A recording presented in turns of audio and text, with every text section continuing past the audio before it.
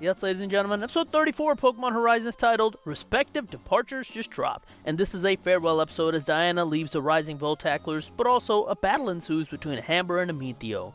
How will both of these go? Let's find out.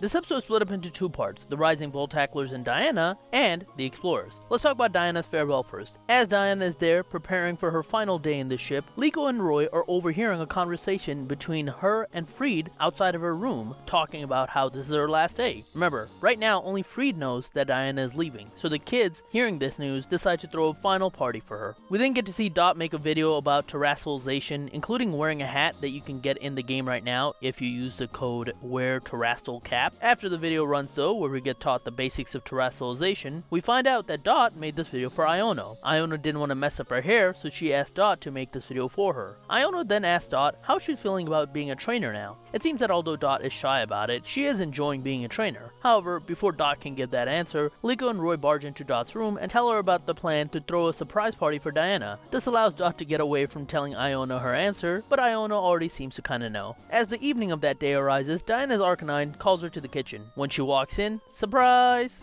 Liko and Roy, along with everyone else, have decided to create a feast. They've decided that they should all party before Diana leaves. They eat, Murdoch gets pranked by a Sinistea, and they just have fun. Finally, after the eating, they show a video of their times together, with Dot animating a bunch of it, including their battles in the castle, going to the antique shop, and training Liko and Roy. Once the video finishes, Diana is thankful for their kindness. The other portion of this episode is focused on the Explorers. After getting soundly defeated by Rayquaza, Amethio desires to get much stronger, so he asks Hamber to train him. We get a battle between them here, and the battle looks phenomenal. There's no point for me to go step by step into what happened in the battle because it's not that important. The most important part is that in base form, Amethio gets the upper hand with this relentless pressure style with his Ceruledge. However, once Hamber terrestrializes, he uses Shadow Ball followed by a Shadow Punch to beat out Amethio's speed with sheer power. Amethio then says that he wants more power and continues to train with Hamber. Later, seeing his dedication to get stronger, Hamber decides to give him the Terrestrial Orb and tells him to master it. And while that's happening, Spinel and Agate are watching this training from a distance and say that since they have data of Terrapagos' resonance up their sleeve, they can get Rayquaza first. Back to the ship, as it's nighttime, Liko jumps in to help out her grandmother who's cleaning the dishes. Diana talks about how much Liko has changed and grown, and we get a little flashback about the beginning of Liko's adventure as she talks to her grandmother about her words about taking the first step being important, as well as the pendant she gave her that propelled her. When they go back to Diana's room, Liko gives her a bracelet that she made, almost as a pendant, similar to what Diana gave her. And Diana decides to give her notebook filled with her adventures to Liko to read.